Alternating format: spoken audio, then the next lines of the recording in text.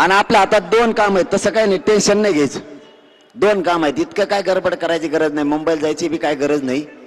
आपल्याला दोन काम आहेत आपल्या हातात. मराठ्याला आरक्षण नाही दिलं 288च पाडून टाकायचे यांचे पुरेचे पुरे, आणि मग मुंबईला जाऊ. आता कसं, मला एक मंत्री म्हणला, तो म्हणे मला लय मोठं बोलायचं होतं तुमच्या संघ बरं का, पण मग डोकं दुखायला लागलंय, कारण तुमची एवढी पब्लिक आणि 11:30 वाजता सुरू झालेलं ही खेळ परभणीत. पुरा महाराष्ट्र परेशान आहे. परभणीतला मराठा लाखो संख्येने उसळलाच कसा. माझ्या गाडीतल्या पोराला नुसते फोन येतात, बसायचं का चर्चेला, म्हणलं तुम्हीच बसा. मराठ्याची अशी धास्ती आहे भयानक. तुमचं कौतुक करतो. हिंगोली आणि परभणी जिल्हा ताकदीनं या महाराष्ट्रातल्या मराठ्यांच्या लेकरासाठी उभा राहायला तुमचं मनापासून कौतुक.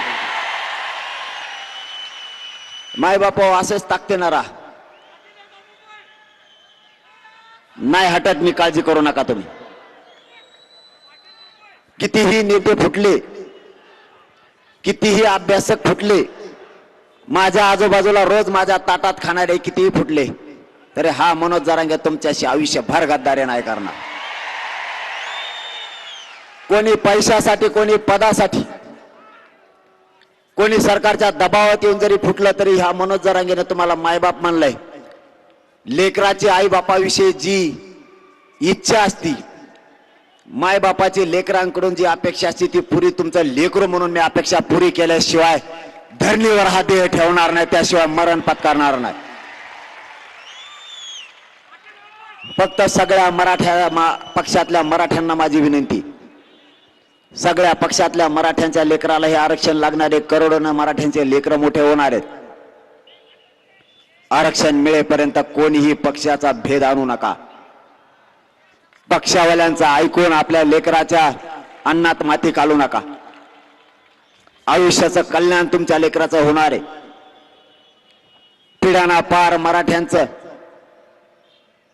कायम लेकरांचं कल्याण होणार आहे. अशी संधी आपल्याला नाही यायची मायबापा पुन्हा.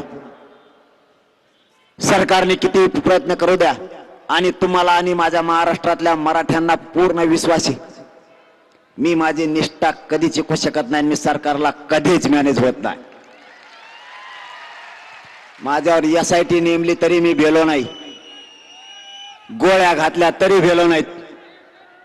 आता माझ्यावर हल्लाही करू शकते तरीही मी भेट नाही. तुम्ही काळजी करू नका, मी हटत नाही. फक्त माझी तुमच्याकडून अपेक्षा तेवढीच आहे की तुमच्या लेकरासाठी या महाराष्ट्रातल्या करोडो मराठ्यांच्या लेकरासाठी एकजूट फुटू देऊ नका. एवढंच मागणं आहे माझं तुमच्याकडे, बाकी काय नाही. यांनी कितीही एकत्र आले, सरकारने यांना एकत्र आणलंय. फक्त तुम्हाला माझी हात जोडून विनंती, गावखेड्यातल्या ओबीसी बांधवाच्या अंगावर मराठ्यांच्या लोकांनी जायचं नाही, आणि ओबीसीच्या बांधवांनी सुद्धा मराठ्यांच्या अंगावर यायचं नाही.